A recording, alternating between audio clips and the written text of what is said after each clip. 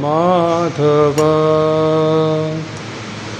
कुंज बिहारी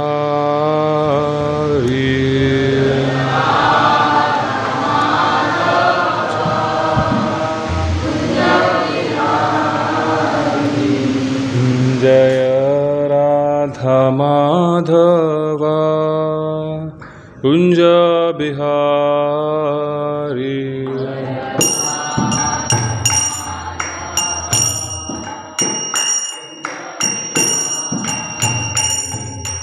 गोपी जन वल्लभा गिरिवरधारी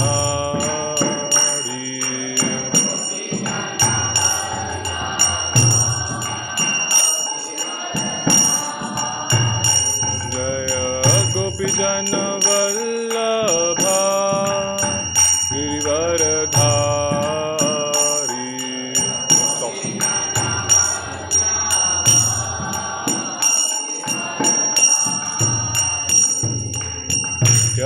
यशोदानंदन ब्रज जन रंजन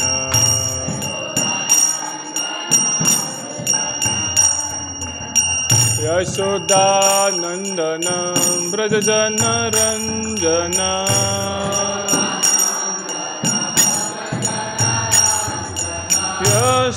यशोदानंदन ब्रज जन रंजन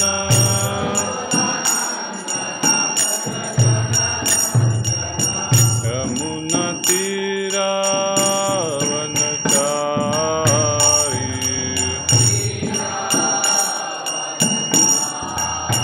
यमुना तीरावनचारी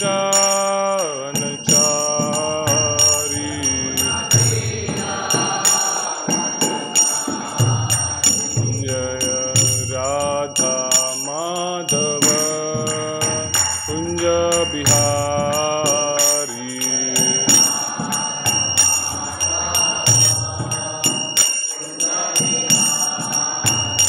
जय राधा माधव कुंज बिहारी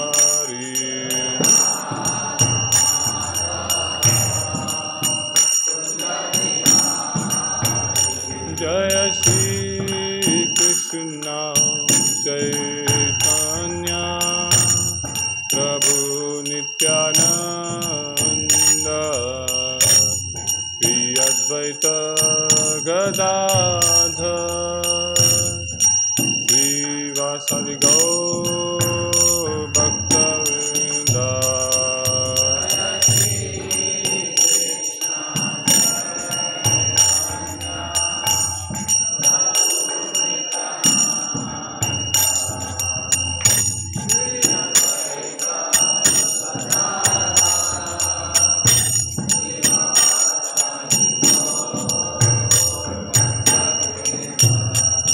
जय श्री कृष्ण चैतन्य प्रभु Nityanand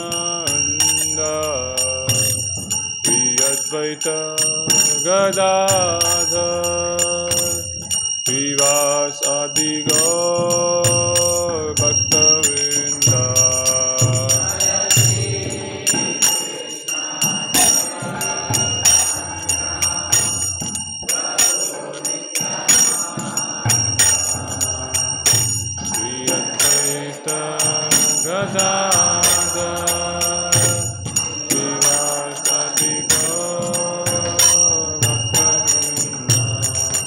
Hare Krishna, Hare Krishna, Krishna Krishna, Hare Hare, Hare Rama, Hare Rama, Rama Rama, Hare Hare.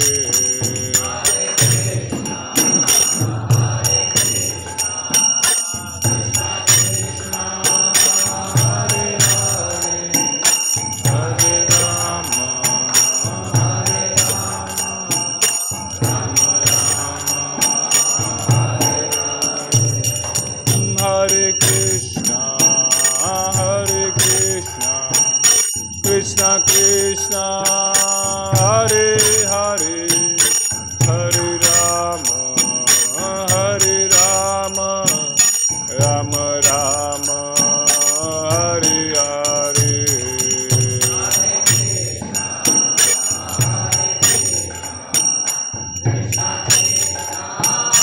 Hare Hare, Hare Rama, Hare Rama, Rama Rama, Hare Hare.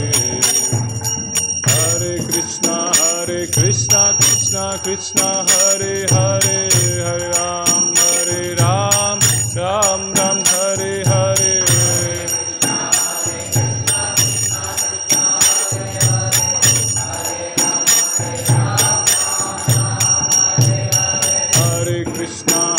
Krishna Krishna, Hare Hare, Hare Ram, Ram Ram, Hare Hare.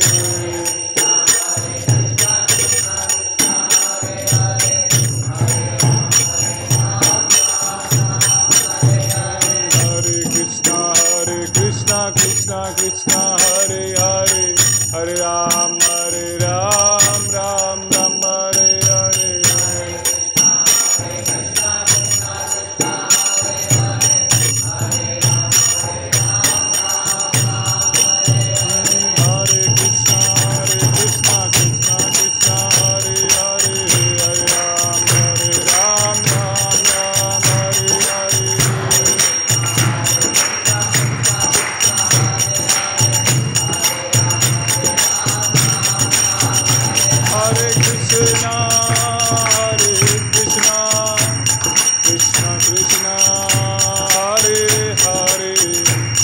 Hare Rama, Hare Rama, Rama Rama, Hare Hare.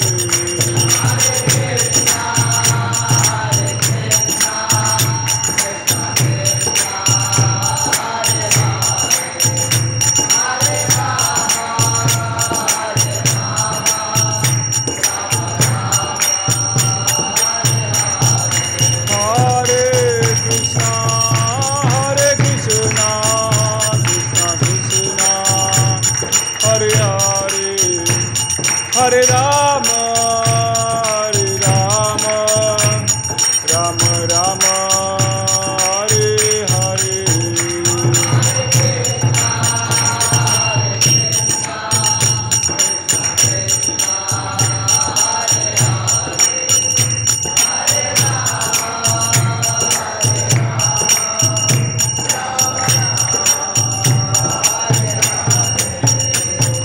Hare Krishna, Krishna Krishna, Hare Hare, Hare Ram, Ram Ram, Hare Hare.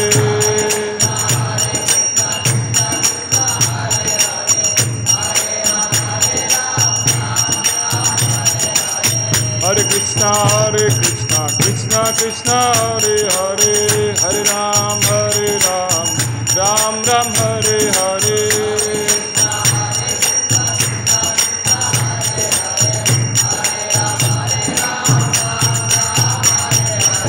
Hare Krishna, Krishna Hare Hare, Hare Ram, Ram Ram, Hare Hare.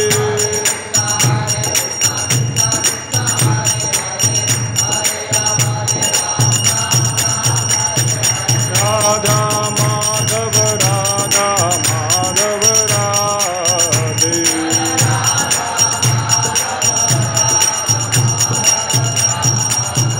Jaya Jagannatha, Jaya Baladeva, Subhadra Mai, Jaya Sudarshana.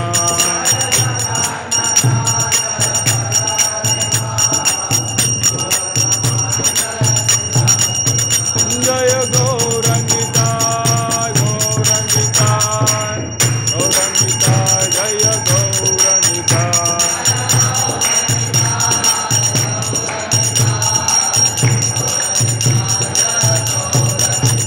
Jaya Jaya Prabhupada, Prabhupada, Prabhupada, Jaya Jaya Prabhupada.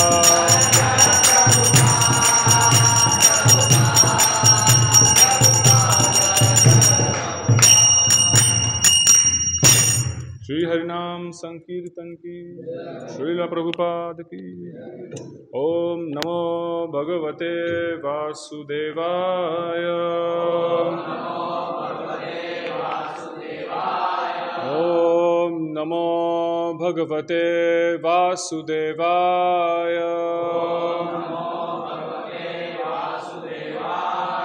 ओम नमो भगवते वासुदेवाय।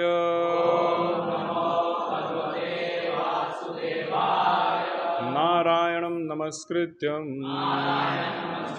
नरं चैव नरोत्तमं देवीं सरस्वतीं व्यासं ततो जयमुदीरये। नष्टप्रायेषु भद्रेषु नित्यं भागवत सेवया भगवती उत्तमा श्लोके भक्तिर्भवति नैष्ठिकी। हरे कृष्णा।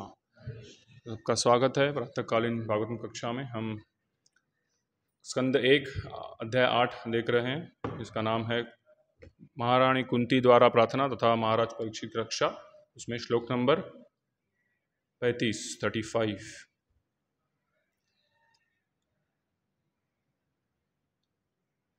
मेरे पीछे दोहराइए। भवेस्मिन् क्लिश्यमानानाम् अविद्या काम कर्मभिः श्रवण स्मरण अर्हाणि करिष्यन्निति केचन। भवेस्मिन् क्लिश्यमानानाम् अविद्या काम कर्मभिः श्रवण स्मरण अर्हाणि करिष्यन् इति केचन। भवेस्मिन् क्लिश्यमानानाम् अविद्या काम कर्मभिः श्रवण स्मरण अर्हाणि करिष्यन् इति केचन। Please recite.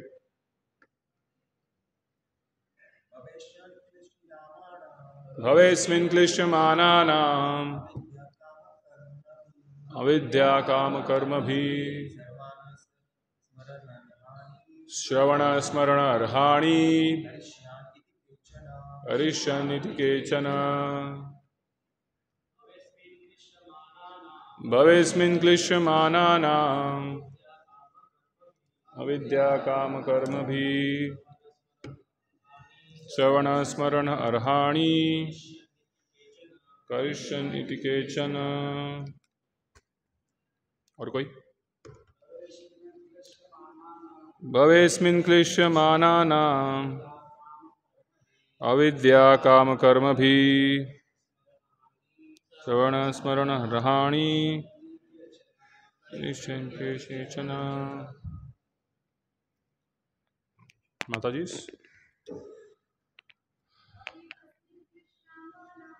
भवेस्मिन् क्लिश्यमानानाम् अविद्या काम कर्मभिः श्रवण स्मरण अर्हाणि करिष्यन्निति केचन। शब्दार्थ, अनुवाद और तात्पर्य by his divine grace A C Bhaktivedanta Swami Srila Prabhupada की। शब्दार्थ मेरे पीछे दोहराइए।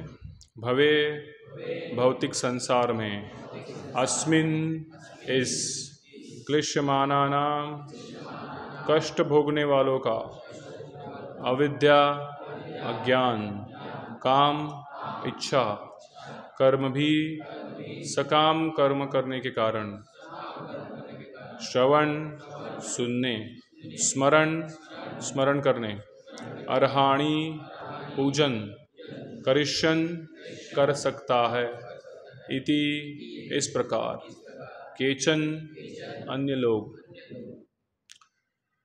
अनुवाद। तथा कुछ कहते हैं कि आप श्रवण स्मरण पूजन आदि रूपी भक्ति को पुनः जागरूक करने हेतु प्रकट हुए हैं, जिससे भौतिक कष्टों को भोगने वाले बद्ध जीव इसका लाभ उठाकर मुक्ति प्राप्त कर सकें। मेरे पीछे दोहराइए।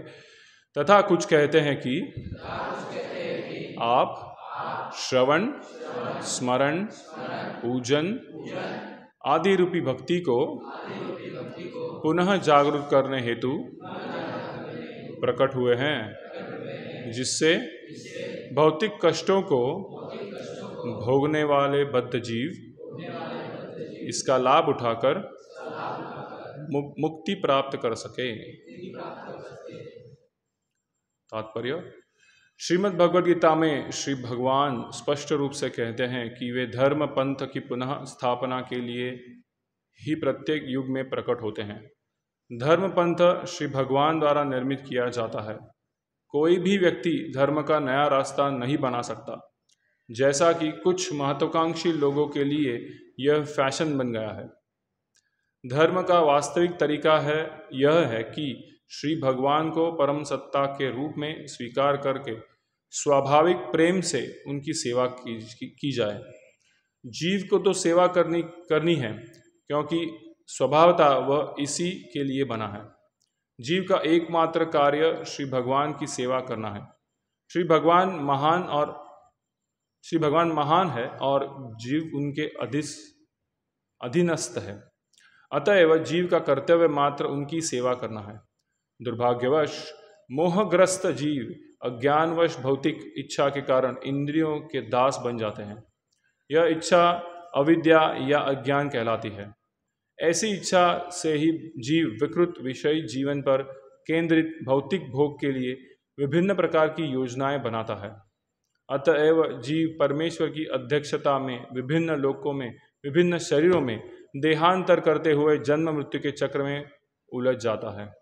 अतएव जब तक कोई इस अविद्या की सीमा से बाहर नहीं निकल लेता, तब तक वह भौतिक जीवन के त्रिविध तापों से मुक्त नहीं हो सकता। यह प्रकृति का नियम है। श्री भगवान दुखी जीवों की आशा से कहीं अधिक दयालु है। इसलिए वे अपनी अहेतुकी कृपावश उनके समक्ष प्रकट होकर श्रवण, कीर्तन, स्मरण, सेवा, पूजन, स्तवन, आत्मनिवेदन तथा शरणागति से युक्त भक्ति के नियमों का पुनः संचार करते हैं। उपर्युक्त में से समस्त विधियों या किसी एक विधि को ग्रहण करने से बहिरंगी शक्ति द्वारा भ्रमित बद्ध जीव अविद्या के बंधन से छूटकर समस्त भौतिक कष्टों से मुक्त हो जाता है। जीवों पर यह विशेष कृपा श्री भगवान द्वारा श्री चैतन्य महाप्रभु के रूप में प्रदान की गई है। ओम अज्ञानतिमिरान्धस्य ज्ञानाञ्जनशलाकया चक्षुरुन्मिलितं येन तस्मै श्रीगुरुवे नमः। श्रीचैतन्यमनोभीष्टं स्थापितं येन भूतले स्वयं रूपा कदा मह्यं ददाति स्वपदान्तिकं। वन्देऽहं श्रीगुरौ श्रीयुतापदकमलं श्रीगुरून् वैष्णवांश। श्रीरूपं सागरजातं सहगण रघुनाथान्वितं तं सजीवं साद्वैतं सावधूतं परिजनसहितं कृष्णचैतन्यदेवं। श्रीराधा कृष्णपादान् सहगण ललिता श्रीविशाखावितांश। नमः विष्णुपादाय कृष्णप्रेष्ठाय भूतले श्रीमते भक्तिवेदांत स्वामिन् इति नामिने। नमस्ते सारस्वते देवे गौरवाणी प्रचारिणे निर्विशेष शून्यवादी पाश्चात्यदेशतारिणे। नमः विष्णुपादाय कृष्णप्रेष्ठाय भूतले श्रीमते भक्तिसिद्धान्त सरस्वतीति नामिने। श्रीवार्षभानवी देवी दायिताय कृपाभये कृष्णसम्बन्धविज्ञानदायिने प्रभवे नमः। माधुर्यजुल प्रेमाध्या श्रीरूपानुगा भक्तिदा श्रीगौरकरुणाशक्ति विग्रहाय नमस्तुते। नमस्ते गौरवाणी श्रीमूर्तये दीनतारिणे रूपानुगा विरुद्धा अपसिद्धान्तध्वान्तहारिणे। नमो गौरकिशोराय साक्षात् वैराग्यमूर्तये विप्रलम्बारसाम्बोधे पादाम्भोजाय ते नमः। नमो भक्तिविनोदाय सच्चिदानन्दनामिने गौरशक्तिस्वरूपाय रूपानुगावरते। गौर आविर्भाव भूमेस्त्वं निर्दिष्ट सज्जनप्रिया वैष्णव सार्वभौम श्री जगन्नाथाय ते नमः। वाञ्छाकल्पतरुभ्यश्च कृपा सिन्धुभ्य एव च अनां पावनेभ्यो वैष्णवेभ्यो नमो नमः। नमो महावदन्याय कृष्ण प्रेम प्रदायते कृष्णाय कृष्ण चैतन्य नामने गौरतिषे नमः। पंचतत्वात्मकं कृष्णं भक्तरूपा स्वरूपकं भक्तावतारं भक्ताख्यं नमामि भक्तशक्तिकं। हे कृष्ण करुणा सिंधु दीनबंधु जगतपते गोपेशा गोपिका कांत राधा कांता नमस्ते। जयतां सुरतौ पंगोर्मम मंद मतेर्गति मत्सर्वस्व पादां भोजाव राधा मदन मोहन दिव्यावृंदारण्य कल्पतरु माधव श्रीमद्रत्नागार सिंहासनस्थाव श्रीमद् राधा शिल गोविंद देवा प्रेष्ठालिभि सेव्यमानो स्मरामि।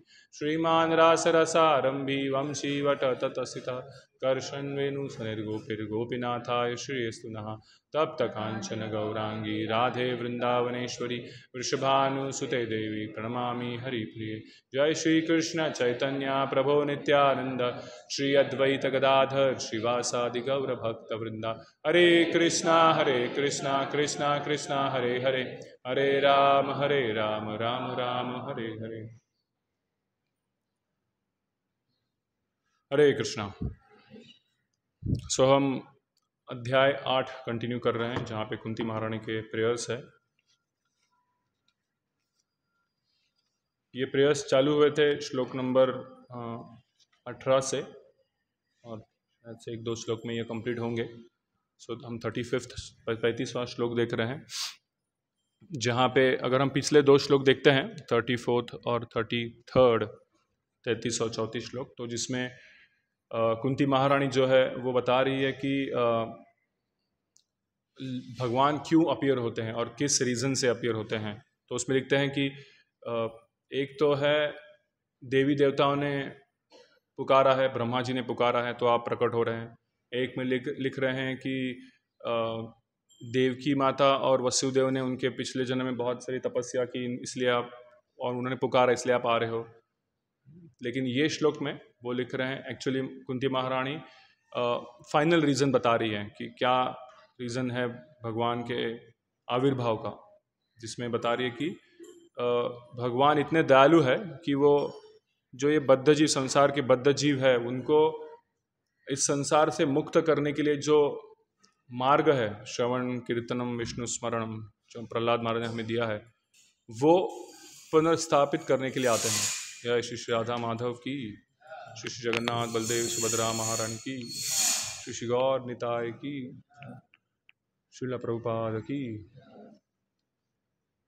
तो ये जो विधि है, अलग अलग युगों में अलग अलग विधि है, वो विधि का पुनर्जीवित करने आते हैं। जैसे भगवान भगवद गीता में अर्जुन को क्या कहते हैं कि मैंने ये जो नॉलेज है ये विवस्वान को बहुत समय पहले दिया था, millions of years before, but वो क्या हो गया था, खंडित हो गया था। इसीलिए मैं वापस आ रहा हूँ वो नॉलेज देने के लिए, और आपके माध्यम से मैं नॉलेज वापस चालू कर रहा हूँ। तो वैसे ही कुछ कारणवश बद्ध जी भूल जाते हैं कि भगवान की भक्ति कैसी की जाए या क्या माध्यम है करने का। जैसे भगवान कृष्ण ने तो 5000 साल पहले भगवद गीता बताई गई। भगवद गीता ये एक भक्ति योग का किताब है जिसमें भगवान कृष्ण ने भक्ति बताई है। 18 अध्याय में से 6 अध्याय तो डायरेक्टली भक्ति योग पर है। ये बताई 5000 साल पहले, लेकिन हम देखते हैं कि भक्ति हो नहीं रही थी बद्ध जीवों से, इस कलयुग के बद्ध जीवों से। इसलिए भगवान वापस अवतरित हुए किस युग में, कलयुग में। कौन से फॉर्म में? चैतन्य महाप्रभु के फॉर्म में, कि भक्ति कैसी करनी है दिखाने के लिए। तो ये कृष्ण का, प्रभुपाद लिखते हैं कि कृष्ण का ये करुणा है कि वो वापस अवतरित हो रहे हैं जस्ट दिखाने के लिए कि कैसी भक्ति की जाए, या इसका या हमें कष्ट हो रहे उससे बचाने के लिए। कुंती महारानी यहाँ पे, जैसे बहुत सारे प्रेयर्स है जहाँ पे कुंती महारानी प्रे कर रही है। उनका एक प्रेयर्स आता है जहाँ पे वो कह रही है कि विपदा संत दु शाश्वत, मुझे और दुख दो, मैं अभी कोई दुख में नहीं है। तो एक बार वो कभी सोच सकता है अरे बहुत सुख चल रहा है लाइफ में, कभी 1 साल से 2 साल से जीवन में दुख नहीं आया, ऐसा सोच सकता है। बट जो दुख में ऑलरेडी है, कुंती महारानी को इतने दुख मिले थे, उनके प्रति दुख था, प्लस उनके बेटों के प्रति दुख आया था। तो इस मूड में भी वो क्या कह रही है कि और दुख दो मुझे, ताकि मैं क्या कर सकूं, आपका आपका दर्शन कर सको और उसी हिसाब से हम लोग यहाँ से ये बद्ध जीवों में से मुक्त हो सकते हैं। तो कुंती महारानी के जो प्रेयर्स है वो हमें बता रहे हैं कि कितना भी कष्ट होने दो, हमारे लिए एक ही शेल्टर है। कौन है? भगवान कृष्ण। जैसे एक छोटा बच्चा होता है, छोटा बच्चा, मदर जो है उसकी माँ है, जो उसको करेक्ट करने के लिए चिल्लाती भी है, उसको करेक्ट करने के लिए थोड़ा मारती भी है, डांटती भी है, लेकिन बच्चे के पास और कुछ उपाय नहीं है वो मदर का शेल्टर लेने से। जाकर किधर जाएगा वो? ठीक है, कितना भी मार खाएगा, कितना भी वो दुख सहेगा, कितना भी वो करेक्शंस लेगा, लेकिन फाइनली उसको रोने के बाद मदर के पास ही शेल्टर के लिए जाना है। तो हमारे जीवन में कष्ट भी आएंगे तो भी हमें लगे कि भगवान ये कष्ट आप क्यों दे रहे हो, फिर भी हम भगवान के सामने जाके ही रोते हैं कि बचा लो इसमें से, और कुछ ऑप्शन है नहीं। तो प्रभुपाद को एक बार पूछा गया कि ये प्रेयर्स करेक्ट है क्या? मतलब हम लोग, ऐसा कहा जाता है कि we should not ask something from Krishna, हम कुछ मांगना नहीं चाहिए कृष्ण से, बट अगर हमको दुख आता है तो नेचुरली हम कृष्ण के पास मांगने जाता है कि इसमें से बचाओ, क्या इसमें से सुझाव बताओ। तो इज इट राइट, ये बराबर है या नहीं? तो प्रभुपाद ने बताया एटलीस्ट हम जाके प्रे तो कर रहे हैं ना, कि दूसरे किसी के पास शेल्टर मांगने नहीं जा रहे, भगवान कृष्ण के पास शेल्टर ले रहे हैं।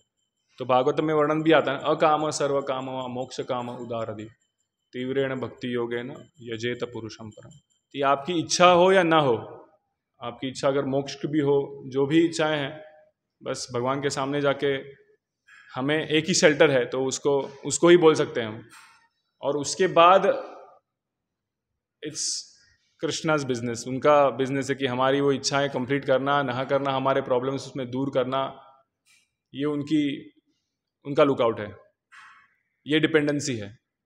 ऐसा नहीं सोचना चाहिए कि अभी मैंने कृष्णा को बताया था मेरी प्रॉब्लम निकल जानी चाहिए, ऐसा नहीं। हमारे कर्मों की वजह से प्रॉब्लम आ रहा है, राइट? तो अगर हम कृष्णा को प्लीड भी करते हैं, प्रे भी करते हैं कि इसमें से बचाओ, तो कृष्ण के ऊपर वो स्वराट है, इंडिपेंडेंट है, वो सोच सकते हैं कि इसके प्रॉब्लम में से इसको निकालना है नहीं निकालना है। हम उनको ऑर्डर नहीं दे सकते हैं। ऑर्डर कौन दे सकता है? शुद्ध भक्त दे सकता है, अर्जुन दे सकता है, या अर्जुन कह रहा है, भगवद गीता में कहते हैं ना कि जब भी वो युद्ध चालू हो रहा है तभी कृष्ण को बोलते हैं कि मेरा रथ जो है ये युद्ध भूमि में सेना के सामने लेके जाओ, मुझे देखना है कौन कौन वहाँ पे स्थापित है। तो अर्जुन ऑर्डर दे रहा है, क्यों? बिकॉज कृष्ण अर्जुन के साथ ही बने हुआ है, वहाँ पे कृष्ण ने अर्जुन की सेवा करने का मौका लिया है, तो अर्जुन ऑर्डर दे रहे हैं, और कृष्ण खुश भी हो रहे हैं ऑर्डर लेने में, लेके भी जाते हैं। बट हम अगर सोचेंगे कि हम कृष्ण को ऑर्डर देंगे, हमारे जीवन में सुख आए या भक्ति में भी हमको और प्रोत्साहन मिले कृष्ण के, तो वो पॉसिबल नहीं है, क्योंकि हम वो स्तर पर नहीं है अर्जुन के या कुंती महारानी की, हम उतना ऑर्डर कर सके कृष्ण को। वो बांधिल नहीं है हमारे लिए, शुद्ध भक्त नहीं है हम। तो कुंती महारानी जो यहाँ पे प्रे कर रही है, वो बता रही है कि आपका आविर्भाव क्यों होता है। आविर्भाव क्यों होता है? क्योंकि आप बद्ध जीवों को जो कष्ट हो रहे हैं वो देख नहीं सकते। हम सब इस संसार में अटके हुए हैं। प्रभुपाद कह रहे हैं यहाँ पे कि जीव का एक ही विचार है, या जीव का एक ही उद्दिष्ट है कि भगवान की सेवा करना। वो भूलता है, इसीलिए वो यहाँ पे सफ़र कर रहा है। चैतन्य चरितामृत श्लोक आता है कि कृष्ण से वंचित होकर, कृष्ण से विमुख होकर हम जब भी भोग की इच्छा करते हैं तो माया में झपट लेती है। तो हम कृष्ण को भूल रहे हैं और इसलिए हमें को सफरिंग आ रहा है। बट कृष्ण हमें भूले नहीं है, वो हर बार हमें याद दिला रहे हैं, हर युग में, या जैसे कृष्ण के बहुत सारे इनकारनेशन हैं, हम तीसरे अध्याय में ऑलरेडी देख चुके हैं कि वर्णन आता है कि जितने समुद्र की लहरें हैं उतने उनके इनकारनेशंस है। तो हर इनकारनेशन में कृष्ण का अलग अलग हेतु है, बट अल्टीमेट हेतु क्या है कि भक्तों को भगवान जो लीला करते हैं उससे भक्त क्या हो, प्रेरित हो, और उससे वो भक्ति में आगे बढ़े। भक्ति फर्स्ट ऑफ ऑल भक्ति चालू करे और उसमें आगे बढ़े, क्योंकि 3 रीज़न बताए गए, जैसे भगवद गीता में कृष्ण बताते हैं, परित्राणाय साधूनां विनाशाय च दुष्कृतां धर्म संस्थापनार्थाय।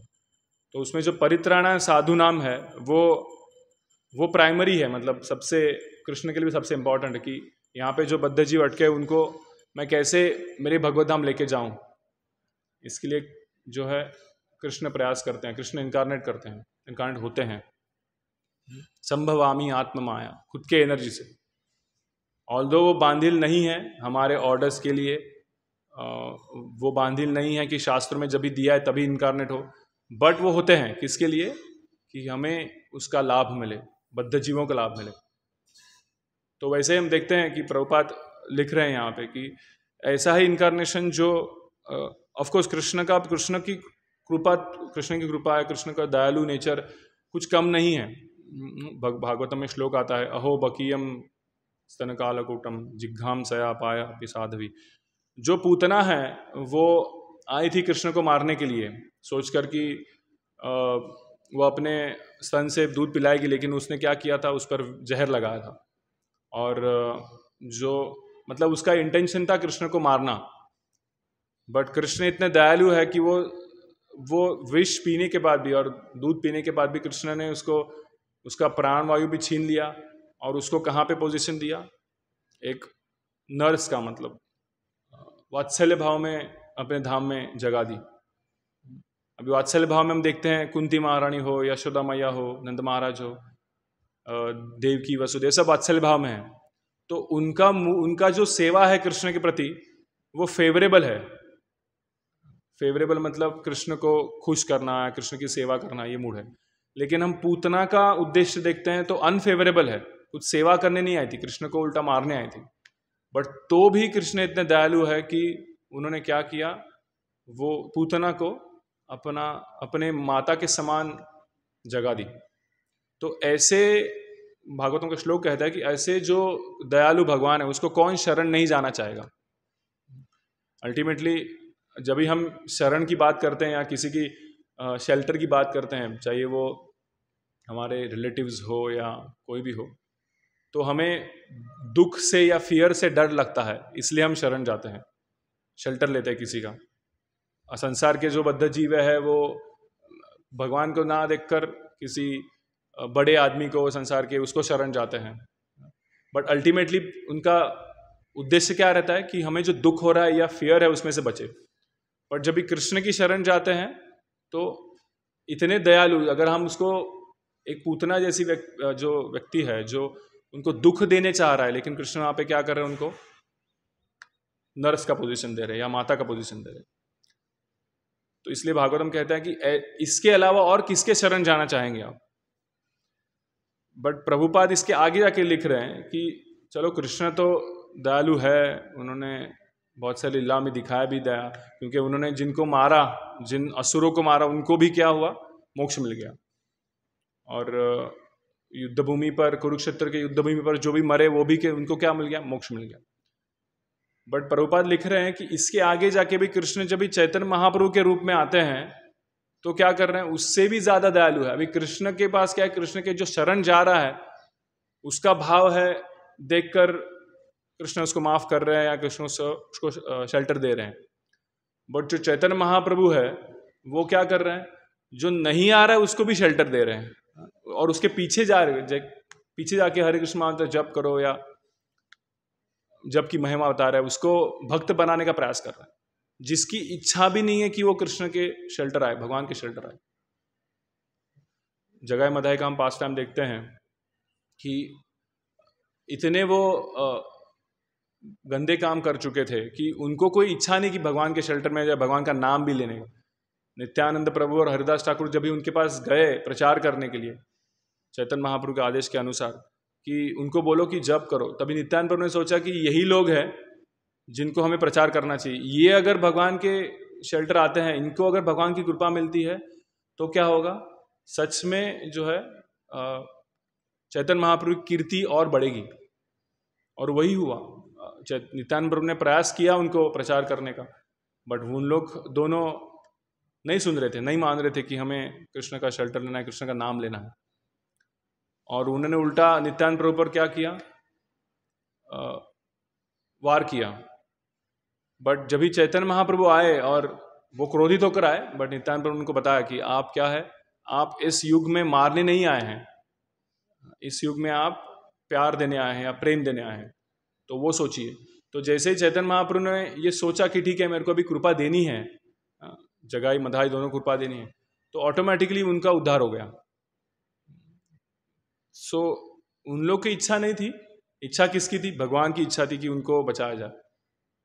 तो ऐसा ये चैतन्य महाप्रभु का रूप है कि सब लोग भूल गए इस कलयुग में भगवान का नाम लेना, लेकिन वो खुद भक्तों बद्ध जीव के पीछे भाग रहा है कि आप जप करो, आप भक्ति मार्ग को लो। इसलिए में श्लोक आता है चैतन्य चरिता में, अनार्पितम चरिम चिराट करुणया अवतीर्ण कलो समर्पयितुम उन्नत उज्ज्वल रसाम स्वभक्ति श्रियाम। तो स्वभक्ति श्रियाम, उन्नत उज्ज्वल रसाम, जो टॉप मोस्ट रस है उनके भक्ति का, माधुर्य रस है, वो दे रहे हैं। कैसे दे रहे हैं? उनके नाम कीर्तन से सिर्फ दे रहे हैं। कि चैतन्य महाप्रभु आने के पहले हरिनाम था नहीं था, ऐसा नहीं है। हरिनाम था, हरे कृष्ण महामंत्र तो पहले से चला आ रहा। बट जब भी महाप्रभु आए उन्होंने क्या किया? वो जो कृष्ण प्रेम है, विरह भाव का कृष्ण प्रेम, माधुर्य रस का, उसको इंजेक्ट किया है ये हरे कृष्ण महामंत्र में। इसलिए हमें हरे कृष्ण महामंत्र जपने से भगवान के प्रति और प्रेम भावना उत्पन्न हो रही है। इस चैतन्य महाप्रभु ने उसमें इंजेक्ट किया, इसलिए हो रही है। तो हरे कृष्ण महामंत्र जपते रहेंगे विदाउट महाप्रभु की मर्सी तो डिफिकल्ट है।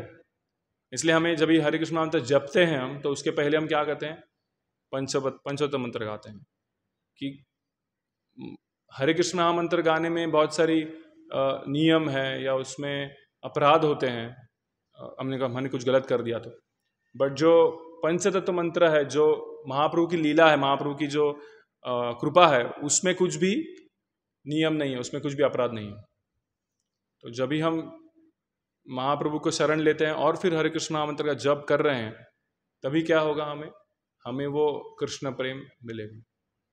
तो महाप्रभु यहाँ पे जो क्या कर रहे हैं, ये जो नवविधा भक्ति हमें प्रहलाद महाराज ने दिया है, श्रवणम कीर्तनम विष्णु स्मरणम अर्चनम वंदनम दासम साख्यम आत्मनिवेदनम, ये जो नवविधा भक्ति है, इसको और सरल कर रहे हैं, और सरल तरीके से हमको दे रहे हैं कि आप सिर्फ जप करो हरे कृष्ण मंत्र का, और क्या होगा इससे? आपको ये सब नवविधा भक्ति का बेनिफिट मिलेगा। प्रभुपाद तो यहाँ पे लिख रहे हैं कि एक्चुअली इसमें से कोई भी एक भी हम अच्छे से करें तो भी हमारा क्या है? उद्धार पक्का है। बिकॉज महाप्रभु की कृपा यहाँ पे हमको मिल रही है इस कलयुग में, स्पेशली इस कलयुग में। जिस कलयुग में जैसे हम जानते हैं ब्रह्मा जी के एक दिन में भगवान कृष्ण आते हैं, वैसे ही जब भगवान कृष्ण आते हैं तभी क्या है? चैतन्य महाप्रभु भी आते हैं। तो हमारा फॉर्चून या हमारा इतना सौभाग्य है कि इस कलयुग में स्पेशली महाप्रभु अवतरित हुए हैं, और जिस 500 साल गुजरे हैं उनके अवतरण को, और वो कृपा हमको मिल रही है भक्तों के माध्यम से, आचार्यों के माध्यम से, प्रभुपाद के माध्यम से। महाप्रभु की कृपा फैल रही है। हम देखते हैं करंट एटमॉस्फेयर जगत का इतना और तकलीफ भरा होते जा रहा है, सब जगह पे युद्ध का वातावरण है।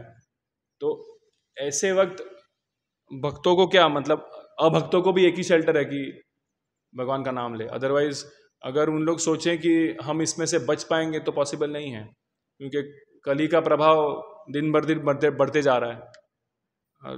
इससे आगे और युद्ध का वातावरण बढ़ेगा या और तकलीफें बढ़ेंगी लोगों की। तो इससे छूटने के लिए दूसरा कुछ माध्यम नहीं है कि हम, जैसे प्रभुपाद लिखते हैं कि इन्होंने तो ये बना लिए क्या, एटॉमिक बॉम्ब्स बना लिए। तो एटॉमिक बॉम्ब्स बनाने के बाद उन्होंने, जो बड़े बड़े देश हैं वो ट्रीटी करते हैं कि हम लोग यूज़ नहीं करेंगे, ये अस्त्र शस्त्र जो है यूज़ नहीं करेंगे। बट प्रभुपाद कहते बनाएं क्यों? फिर बनाएं मतलब आपको यूज़ करना ही है आगे जाके। कभी ना कभी आप में दुश्मनी होगी और आप क्या करोगे? उसको यूज़ करोगे ही। ऐसा नहीं कि अस्त्र शस्त्र बना लिए किसके लिए? दोस्ती करने के लिए, दुश्मनी से बचने के लिए, कोई हमें अटैक ना करे इसके लिए बनाए हैं। तो इससे बचना मुश्किल है। तो टेक्नोलॉजिकल डेवलपमेंट हम कर रहे हैं हमारे प्रोटेक्शन के लिए, कि हम फियरफुल है किससे, कोई आक्रमण करेगा या कोई हमें मारेगा, उसके लिए हम टेक्नोलॉजी का एडवांसमेंट कर रहे हैं, कुछ शस्त्र अस्त्र बना रहे हैं, और उससे क्या हो रहा है, और चिंता बढ़ रही है लोगों की। तो मटेरियल भौतिक जगत के उपायों पर हम अगर जितना डिपेंड रहेंगे भौतिक चीज़ों से बचने के लिए, उतना हमें और हम उसमें जकड़ते जाते हैं। तो इसीलिए पॉसिबल नहीं है हमको भौतिक चीज़ों से छुटकारा पाना है, भौतिक चीज़ों पर डिपेंड रहकर फियरलेस होना, राइट। वरना एक तकलीफ जो रीज़न, तो तकलीफ एक रीज़न जो है कि हमें वापस जन्म लेना पड़ता है या हमें वापस सफरिंग आता है, that is because of anxiety, fear, anxiety. तो ये फियर से बचने के लिए हम लोग कोई भी मटेरियल साधन का यूज़ कर ही नहीं सकते। कितना भी कोई बलवान हो, कितना भी उसको धनवान हो, बट ये सब चीज़ों जब तक भगवान को शरण नहीं जाते तब तक ये बलवान और धनवान होने का कुछ मतलब नहीं है।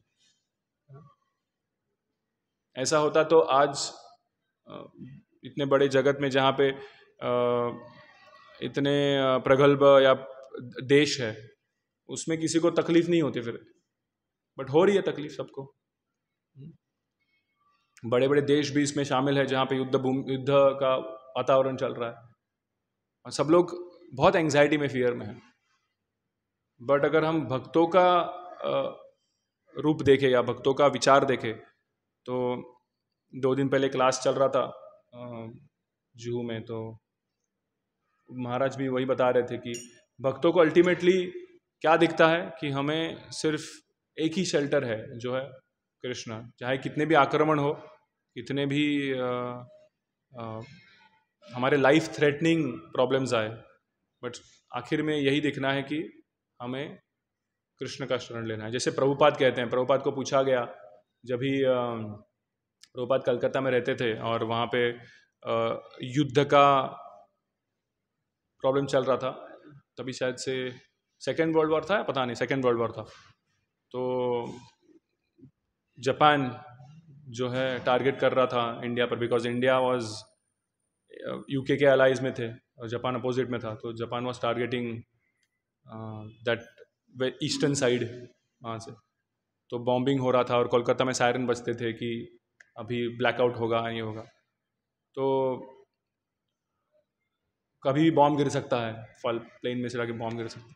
तो प्रभुपाद कहते हैं कि जब बॉम्ब गिरेगा तो मैं सोचूंगा कि कृष्ण आ रहे हैं। हाँ, सो वो प्रभुपाद सिर्फ सोच सकते हैं, हमारा डिफिकल्ट है सोचना, बहुत डिफिकल्ट है, बट ये शुद्ध भक्त जो है वो ही सोच सकते हैं। जैसे प्रहलाद महाराज, इतना उनको अलग अलग उपाय किए गए हिरण्यकश्यप के मंत्रियों द्वारा उनको मारने के लिए, बट उन्हें कुछ नहीं हुआ। वो अपने विष्णु स्मरण में इतने मग्न थे कि उनको ये सब चीज़ों से कुछ भी अफेक्ट नहीं हुआ। सो ये भागवतम के जो स्टोरीज है, भागवतम के एग्जाम्पल्स हमारे लिए क्यों हैं, क्यों हम भी इस कलयुग में कहीं ना कहीं दुख सहने वाले हैं, सह रहे हैं, और सहे हुए already, past present future. Past का तो चला गया, अभी उसमें कुछ कर नहीं सकते, बट प्रेजेंट में और फ्यूचर में हमें वो मूड डेवलप करने के लिए ये भागवतम है। तो अगर ये भागवतम की हम रोज उपासना करें, उपासना करना मतलब रोज सुनना, नित्यम भागवत सेवाया, रोज उपासना करें, तो पॉसिबल है कि हम वो फियरलेस स्टेज पे जा सकते हैं। कल डिस्कशन चल रहा था हमारा कि इतना ये डिफिकल्ट सिचुएशन अभी चल रहा है कि प्रभुपाद कहते हैं ना कि आगे जाकर इतना डिफिकल्ट सिचुएशन आएगा कि जो भक्तों को है क्या करना पड़ेगा, जंगलों में जाके रहना पड़ेगा, कि सिटीज़ में इम्पॉसिबल होगा रहना, इतना कलयुग का प्रभाव बढ़ेगा। सो अभी से हमको फार्म ढूंढना चाहिए, फार्म डेवलप करना चाहिए वहाँ पे जाके रहना चाहिए, बिकॉज कह नहीं सकते, मेन सिटीज़ तो फर्स्ट टारगेट है, फर्स्ट टारगेट ये सब कलयुग के चेलों का। तो और भक्तों को प्रोटेक्शन के लिए या शरण जाने के लिए कृष्ण तो है, बट प्रैक्टिकल स्टेप्स हम ऐसे कर सकते हैं कि फार्म कम्युनिटी डेवलप करना, जहाँ पे कोई आएगा नहीं, कहाँ खेत में जाके कोई मारने आएगा, सब नहीं सिटी में उनको ज़्यादा टारगेट मिलेंगे। हम सोच सकते हैं इसके बारे में, और कि कैसे हम प्रभुपाद का जो कहना है simple living and high thinking, farm community develop करो, प्रभुपाद ने ये सब, मतलब प्रभुपाद का हमको ये समझ में आता है इससे कि कितना दूरदृष्टि था प्रभुपाद का, कि पहले से ही बताया गया कि आप फार्म कम्युनिटी डेवलप करो, वर्णाश्रम सिस्टम डेवलप करो, जहाँ पे ये सब शेल्टर लेना कृष्ण का बहुत ईजी हो जाएगा, ईजी हो जाएगा हमारे लिए।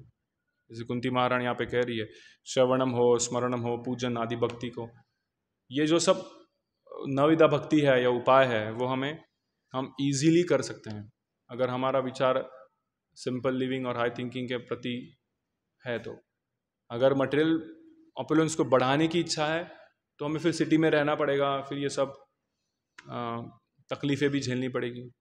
ऐसा नहीं कि हम लोग रेडी नहीं है तकलीफ़ें झेलने के लिए, हम रेडी है, प्रचार के लिए तो हम करने के लिए सब कुछ रेडी है, क्योंकि प्रभुपाद कहते हैं हमें रहना है, सिटी में रह के प्रचार करना है।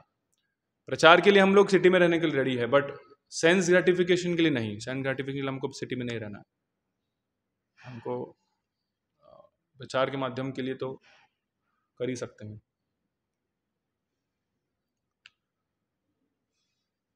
तो ऐसे कुंती महारानी के प्रयास हमें हेल्प कर रहे हैं कि समझने को कि कृष्ण, जैसे बताया जाता है कि जब भी हम प्रेयर्स ये बोलते हैं या प्रेयर्स हम पढ़ते हैं, इनको समझते हैं, तो ऑटोमेटिकली जब भी हम प्रेयर्स गा रहे हैं तभी इनका ग्लोरिफिकेशन भी समझता है कि कुंती महारानी का या भीष्म पितामह के प्रेयर्स है, ब्रह्मा जी के प्रेयर्स है, डेमीगॉड्स के प्रेयर्स है भागवतम में, तो इनका हमें स्तर समझता है, क्या स्तर पर उन लोग भगवान को प्रे कर रहे हैं और हमारे प्रेयर्स कैसे हैं, राइट।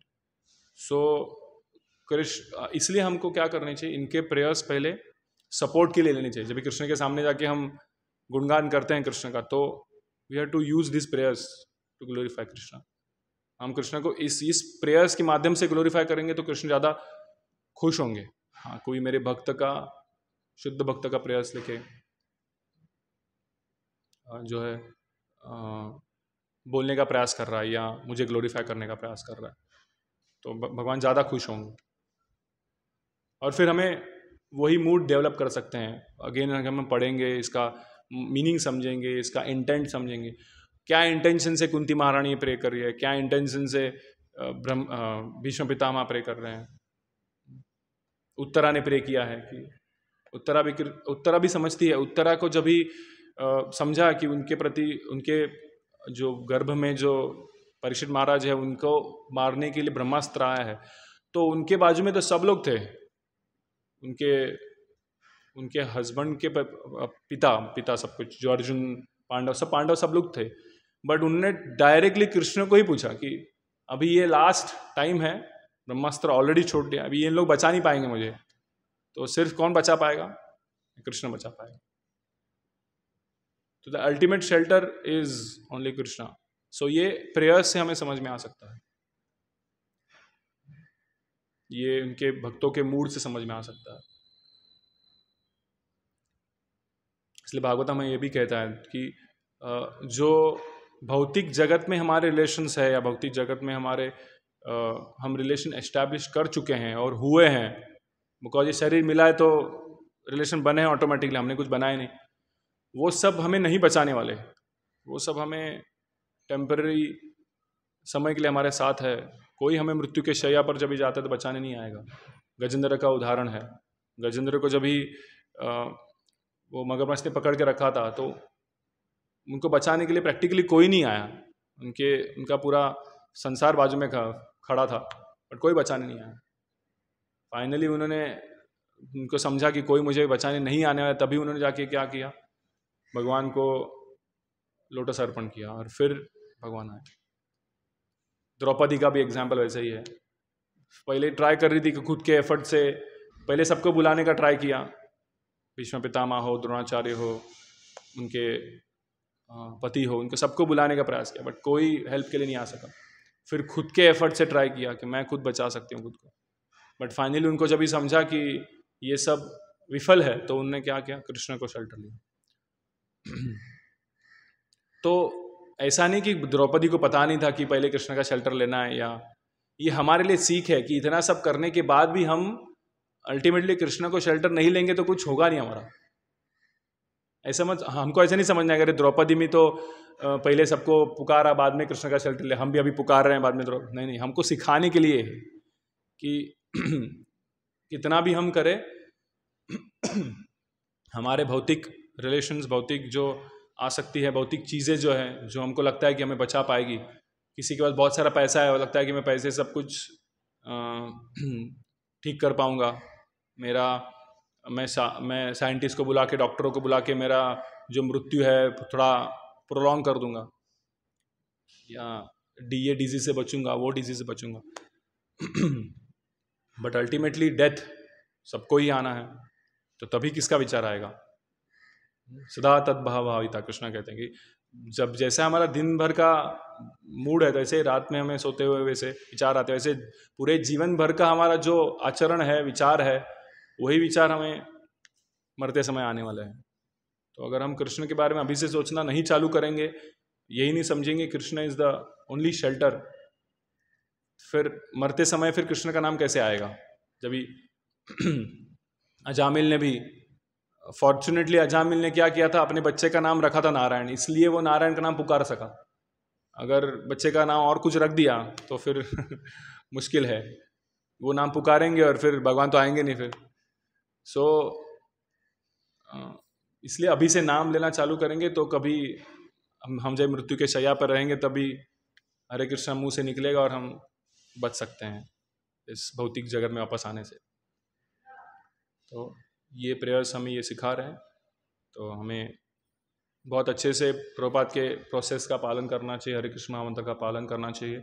जितना हम जप करेंगे उतना ही हमारी आसक्ति बढ़ेगी कृष्ण के प्रति।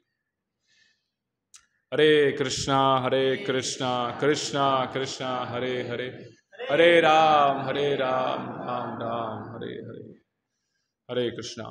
किसी का कोई प्रश्न है या टिप्पणी? यस प्रभु। थोड़ा जोर से बोलेंगे? नहीं, थोड़ा जोर से बोलो ना, सुने।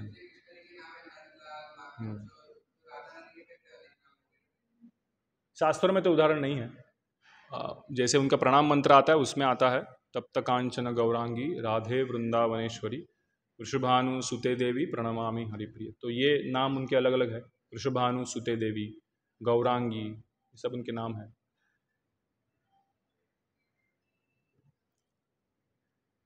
और कुछ प्रश्न टिप्पणी?